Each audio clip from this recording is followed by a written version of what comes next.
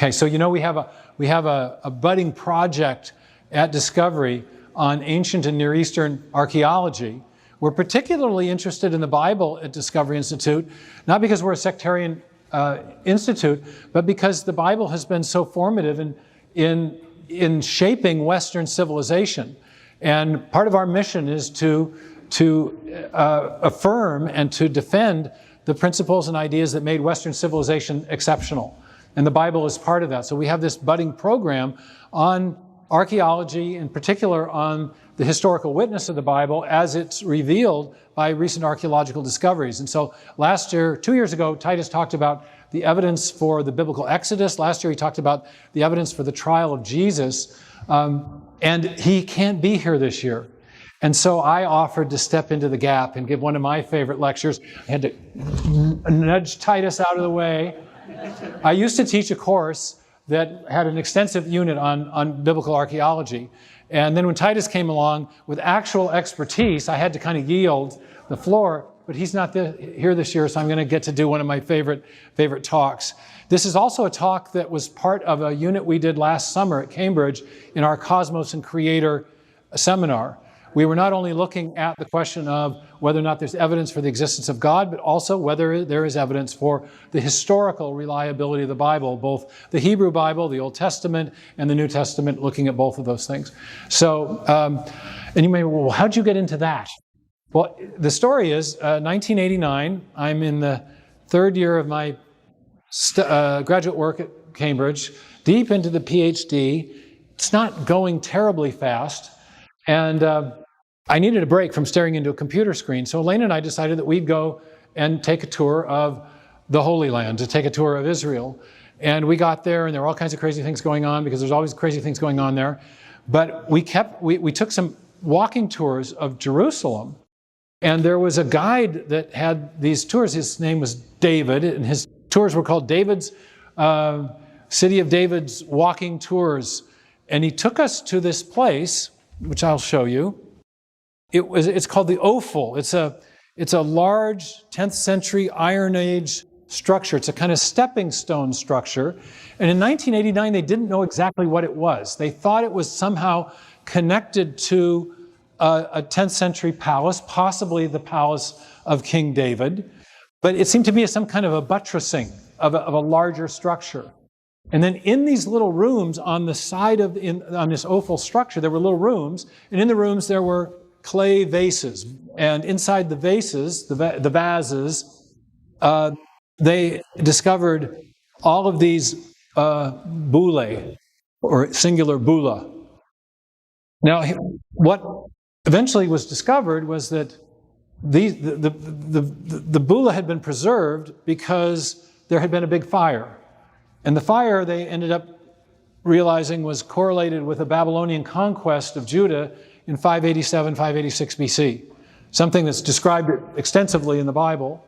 And also, there's an extensive historical record of this. So there's a massive convergence of testimony with this destruction of Jerusalem and then the subsequent exile of the Jews from Judah off to Babylon. Now, it turns out that this was the second great exile and the second great invasion of what was originally the kingdom of King David. So David was a king in 10th century BC, and then he's followed by Solomon. Eventually, that kingdom of Israel splits. There's a northern kingdom, 10 tribes, southern kingdom with 2 tribes. In 722 BC, the Assyrians came, conquered the northern tribes, the northern 10 tribes, took them into captivity. And that's a very well-attested event. And then in 701, they came to try to conquer the remaining 2 tribes of Judah under an Assyrian king named, anyone? Sennacherib, okay? Arvel just told me that he named his dog Ashurbanipal. So, we have some Assyrian aficionados here in the audience today, which is very cool. All right, so that's very interesting. So anyway, I know nothing about this really. I know a lot about intelligent design. I'm working on a PhD thesis on this, but I was just fascinated with this history And when we got to we're taking these walking tours, and our guide, who had an accent, I won't try to mimic it, but it was a heavy New York accent, and I kind of associated it with academic atheism. And he says, so get out your Bibles, and he wants us to read our Bibles, and he starts to read the 36th chapter of the book of Jeremiah, and he starts listing all these figures. And my main man in this, the first person I heard about, whose existence was corroborated by one of these archaeological finds, was an obscure scribe in the court of King Jehoiakim, one of the kings before the Jews were taken into captivity to Babylon. And his name, the obscure little official, was named Gamaliel ben Shaphan. If you read that fairly obscure chapter in the Bible, you may remember that he's the guy that fished the scroll of Jeremiah out of the fire pot after the king who read Jeremiah's message and warning threw it into the fire pot because he didn't like it. And Ben Shaphan said, no, you can't, that's the word of God, and he fishes it out. Well, lo and behold, the guide reads this whole section of the text, and then he shows us, well, the bullae had already been now taken from these vases where they were discovered and taken to the Israel Museum in Jerusalem.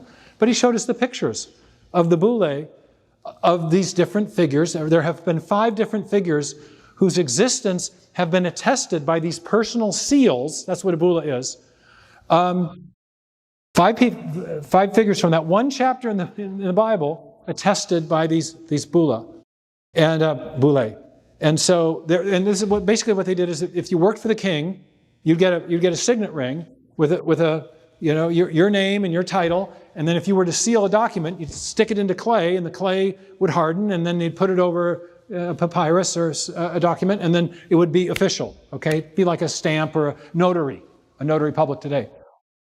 Well, I don't know why, but this just really lit my fire. Just the thought, 2,600 years ago, we've got the record of this in the Bible, and then we've got artifacts that are connecting us directly to those events. And the context of the 36th chapter of Jeremiah is we're about to have the third wave of the Babylonian invasion, and sure enough, where do we find these things? Under the rubble that was created by the fire that destroyed Jerusalem in 586. Why were they preserved? Because they were in a vase. It got really hot. The bullae got really, the clay was fired, and they were preserved. Now, as of now, my son and I collect these books. Now, there's books that are produced by these archaeologists that compile all this stuff. There's over 100 both high-ranking and obscure biblical figures that have been attested by inscriptional evidences, many of them these bullae. Okay, and I'll show you one later. So that's how I got into it. And I just found it fascinating. I remember our guide saying, with his heavy New York accent, he said, now, I don't know what you want to make of this from a religious point of view, he said. But he said, from a strictly scientific point of view, I infer the following. And then he just listed all of the facts that had been discovered by the archaeologists that corroborated different facets of the biblical testimony. So that was a new and exciting thing for me. And so that's what I'm going to share today. But I'm not going to talk about the Babylonian conquest of Judah. I'm going to talk about the previous attempt to conquer Judah by a different Mesopotamian empire, that being the empire of the Assyrians. Okay? So when I give the full lecture, I did this this summer in Cambridge, I call it a tale of 2 conquests. But in the interest of time, we're only going to do the first of the 2 Actually, there was a conquest of the 10 tribes. They were taken up by the Assyrians. Then they came to get Judah, and what you'll see is they didn't succeed.